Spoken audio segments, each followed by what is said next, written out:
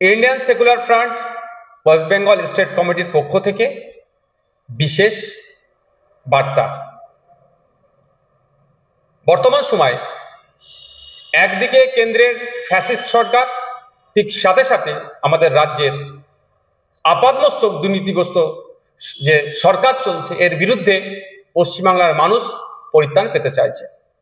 রাজ্যের বিভিন্ন প্রান্ত থেকে প্রতিনিয়ত ইন্ডিয়ান সেকুলার ফ্রন্টের রাজ্য অফিস থেকে শুরু করে বিভিন্ন নেতৃত্বের সাথে যোগাযোগ করছে যে দলের অংশগ্রহণ করার জন্য, দলের সাথে যুক্ত হওয়ার জন্য, এবং সে কথা মাথায় রেখে এবং আমাদের দলের পুনর্গঠনের কথা চিন্তা ভাবনা করে আমরা আর আপকামিং অ্যাসেম্বলি ইলেকশনের কথা মাথায় রেখে, অর্থাৎ 2026-এর বিধানসভা নির্বাচনের কথা মাথায় রেখে যে কিভাবে তৃণমূল কংগ্রেস এবং বিজেপিকে পরাস্ত করা যায়। কারণ ইন্ডিয়ান সেকুলার ফ্রন্ট মনে করে রাজনৈতিক প্রথম প্রতিপক্ষ হচ্ছে বিজেপি, তার সাথে সাথে তৃণমূল কংগ্রেসও আমাদের সাথে রাজনৈতিক প্রতিপক্ষ। সুতরাং এই দুই অপশক্তিকে গণতান্ত্রিক প্রক্রিয়াতে বিসর্জন দিতে হবে। তাই বিসর্জন দিতে গেলে রাজনৈতিক ক্ষমতা অর্জন করতে হবে।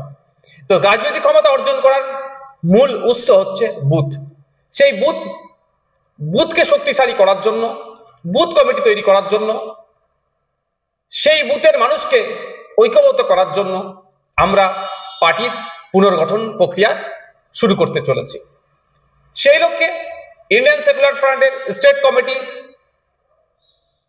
বিভিন্ন একাধিক আলোচনার পরিপ্রেক্ষিতে আজকে আমরা রাজ্যের বিভিন্ন জেলার বিভিন্ন বিধানসভার অবজারভারদের নাম ঘোষণা করছি।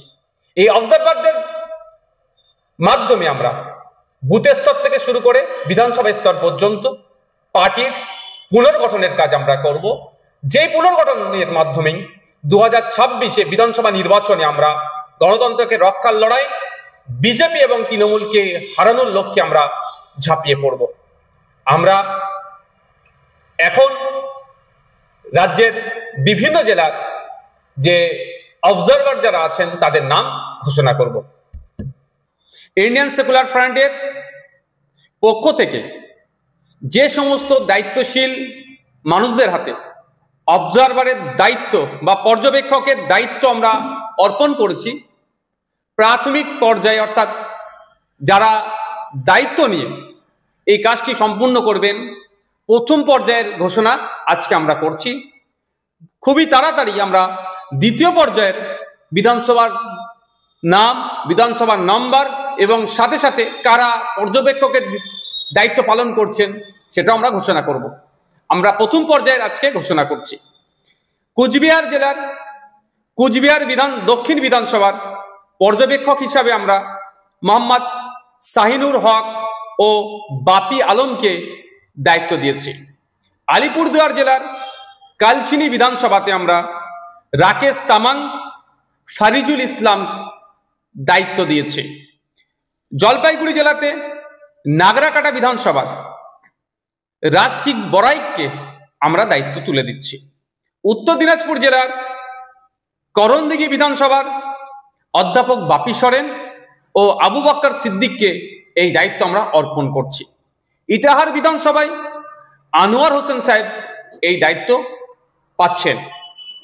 মালদা জেলাতে চাঁচল বিধানসভায় মোহাম্মদ কামরুল হোসেন মুকুল, যার ডাক নাম, তার হাতে আমরা দায়িত্ব তুলে দিচ্ছি। মোথাবাড়ি বিধানসভার মোহাম্মদ আলী কালিমুল্লাহ সাহেব, সুজাপুর বিধানসভায় মোহাম্মদ কালিমুল্লাহ হক সাহেব। মুর্শিদাবাদ জেলায় যে সমস্ত বিধানসভার আমরা অবজারভার দিচ্ছি, ফারাক্কা বিধানসভায় আজমিরুল শেখ, সাগরদী বিধানসভায় সাইফুদ্দিন মন্ডল ও আব্দুর রাকিব, ভগবানগোলা বিধানসভায় হাবিব শেখ, রানীনগর বিধানসভায় আইনজীবী অলিউল ইসলাম সাহেব, মুর্শিদাবাদ বিধানসভায় রিন্টু শেখ, আজাদ শেখ, রেজিনগর বিধানসভায় গোলাম মোস্তফা, হরিয়ারপাড়া বিধানসভায় সনৎ কুমার শর্মা, রাশেদুল মন্ডল, দমকল বিধানসভায় সিদ্দিক শেখ, জলঙ্গি বিধানসভায় কারিউল ইসলাম, গোলাম রহমান বিশ্বাস, এরপরে আমরা নদিয়া জেলায় আসছি। নদিয়া জেলার যে সমস্ত বিধানসভায় আমরা প্রথম পর্যায়ের অবজারভার নিয়োগ করছি তাদের নামগুলি হলো: করিমপুর বিধানসভায় অমিত চক্রবর্তী, যাকে পাপ্পু নামে পরিচিত যিনি; পলাশীপাড়া বিধানসভায় মহিবুল মণ্ডল; চাপড়া বিধানসভায় ফরজ আলী মোল্লা, রমজান আলী মণ্ডল; হরিণঘাটা বিধানসভায় শফিকুল মণ্ডল।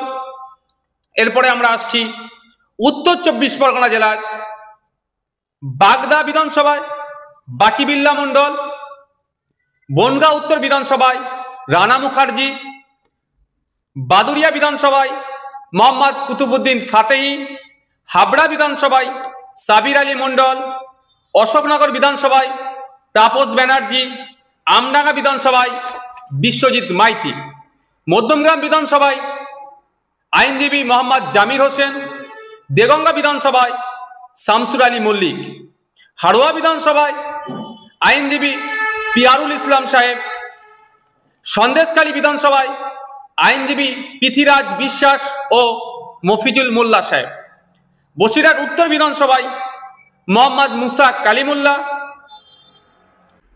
দক্ষিণ 24 পরগনা জেলায় প্রথম পর্যায়ে যে সমস্ত বিধানসভার অবজারভার পশ্চিমবঙ্গ রাজ্য কমিটি এবং কেন্দ্রীয় কমিটি নিযুক্ত করেছেন তার নামগুলো আমি ঘোষণা করছি।